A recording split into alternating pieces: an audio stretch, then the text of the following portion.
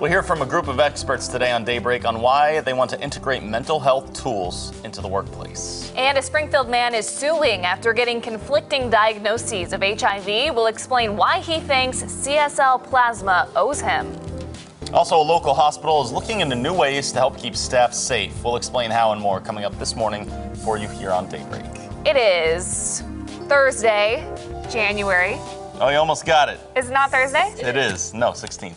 16th. And then you're trying to get the last one there. Yeah, sorry. Whew, It's hard to know what day it is if it's not right in front of you. Anyway, I'm Lauren Barnes. Thanks for waking up with us. Joe Morano here as well. We are pushing along on a Thursday, right? That's Things right. going okay? You know, they're holding together, barely, by a piece of tape or two, you could say. I put on Facebook, I tried to tape one of our little technological contraptions we use for the show to hear the show. Yeah. It didn't quite work. You got to wear a lot of things with microphones and earpieces. I don't know if and you'll be things able like to see, that, but so. yeah, that's what we're dealing with. Scotch taped up right now and just trying to get it all going all right. Yeah. So what we're doing is just trying to make a good hour of TV, folks. Here we go. Beth is in for Elisa this morning. You were having a little earpiece trouble as well, right? I was, but I think I fixed it. I think good. we're okay. Not right? complaining, just trying to have you guys laugh with us about, Thursday things. If you have a little struggle waking up, getting out of bed, you're not alone. Knowing what day it is. You are absolutely not alone. Lauren and I were getting ready, and we both were just like, wow, it was so hard getting out of bed today. Yeah. Well, you knew what was coming. I did. I knew it was going to be cold. Most people knew it was going to be cold. But I also knew we were going to get winter weather advisories. Yeah, cold today, but got to watch out for tomorrow, too. Yeah, we have a lot to talk about. We've got winter weather advisories that go until 9 o'clock tonight for areas along Highway 60 and north. These go until noon tomorrow. We are still expecting a freezing rain and icy mix tomorrow morning. We've got an aerial flood watch in effect for all of our Missouri counties. This starts at 6 a.m. tomorrow morning and goes through 6 a.m. Saturday morning. Still expecting anywhere between 1.5 inches to 2 inches of rainfall.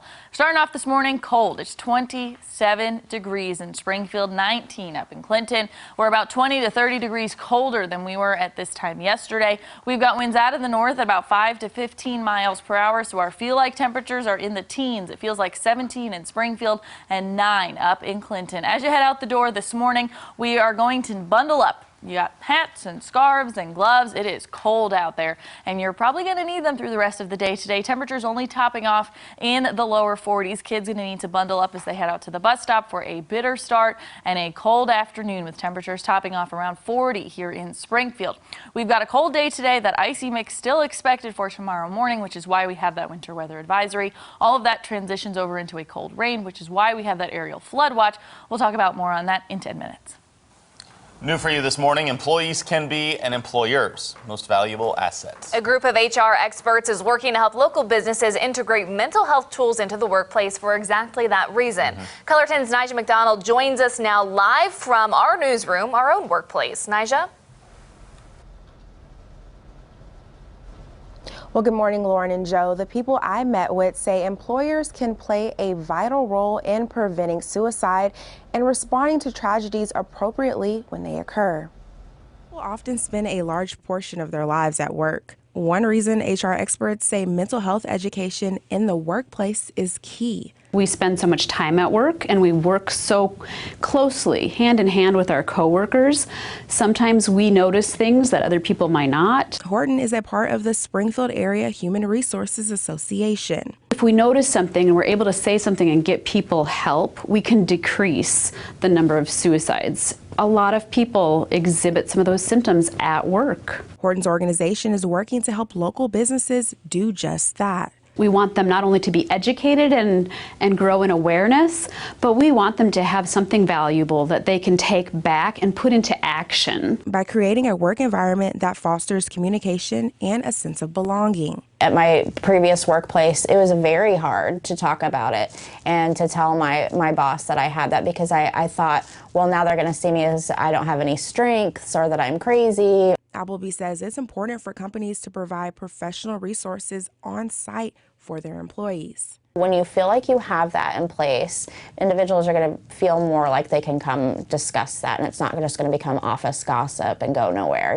She says NAMI offers free trainings for staff, which includes ways to check in with your coworkers. You approach it the same way you would if it was a physical illness.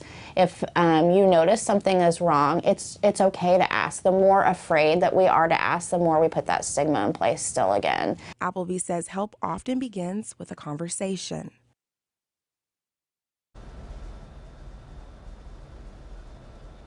Well, you can visit our website at ozarksfirst.com if you're interested in learning more about NAMI's mental health trainings for your workplace. And again, that training is free of charge. Nigel McDonald reporting this morning. We have some political coverage for you now. Yesterday, Governor Mike Parson discussed 4 topics in his State of the State address: stronger communities, workforce and education, infrastructure, and government reform.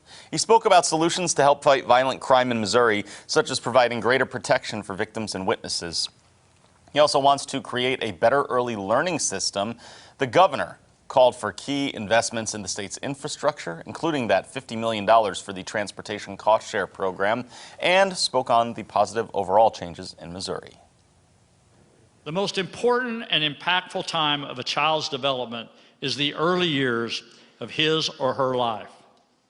And Missouri recently received a $33.5 million preschool development grant aimed at creating a more effective, high-quality, early learning system. By working together, we have come up with a solution to help combat violent crime, such as providing greater protection for victims and witnesses, providing more mental health resources and services, and finally, strengthening our laws to target violent criminals. In response, Democrats believe the governor did not support expanding Medicaid and that health care should be more of a priority. The thought that the other side and that the governor continues to celebrate where our state is right now, when we have things like 100,000 kids who've lost health care, 200,000 people who currently do not have health care coverage. We continue to say things are great in our state, but they're not. When you look at the states around us, their growth is much better than ours. Moving on now, it's your right to know. Investigators have not ruled out foul play in the case of human remains found on a rural property near Ava. Deputies in Douglas County say they could be from a man who went missing in 2018. A landowner found the skeletal remains on Monday. Sheriff Krista Gaze says that location matches up to where a man went missing. His name is not being released until DNA results come in. The man had family in Ava but was from the Theodosia area.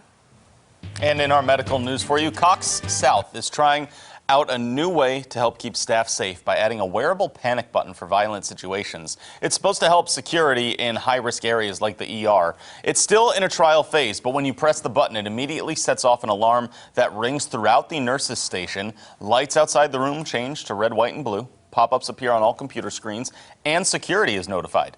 ER Assistant Director Keith Mathis says the hospital is trying this out because healthcare workers are often caring for violent patients. Safety is becoming a huge problem in healthcare. The number of attacks and threats and violence against healthcare workers is on the rise. I've seen the increase, and there's a host of problems causing it. I mean, we've got the opioid crisis. That brings in a lot of behavioral health issues. The lack of support for behavioral health patients, they don't have anywhere else to go. They end up here. These are patients that tend to be more violent. Mathis says about 300 Cox Emergency Department staff are currently trying out the use of that button. In more local news, one of several places around town that tries to give the homeless a fighting chance had a person walk through their doors this week desperate for help with a case of frostbite. This is what it looks like. Executive Director of the National Alliance for Mental Health in Springfield, Stephanie Appleby, says the homeless are at a high risk of getting frostbite this time of year. Appleby took the man to a pharmacy to get things he needed to heal his hands. She says, contrary to what people may think, it's not always easy to speak up in this situation. He came to me that day and said, you know, I'm desperate, I need your help. And a lot of things that, you know, people might be surprised to know about our unsheltered friends is it's really hard for them to ask for help. And so when someone comes to me in tears saying, I need your help, I know it's a pretty big deal. And this individual had waited so long and came to me and asked for help, and that he had such horrible frostbite that he wasn't able to use his hands. Not looking at any frostbite this morning, but you are going to need to bundle up. Hat, gloves, scarves. Temperatures are in the 20s. By this afternoon, temperatures are going to be in the 40s, mostly cloudy skies, but about 20 degrees colder than we were at this time yesterday. No road hazards this morning, but we do have that icy mix expected tomorrow morning. We'll do more right after the break.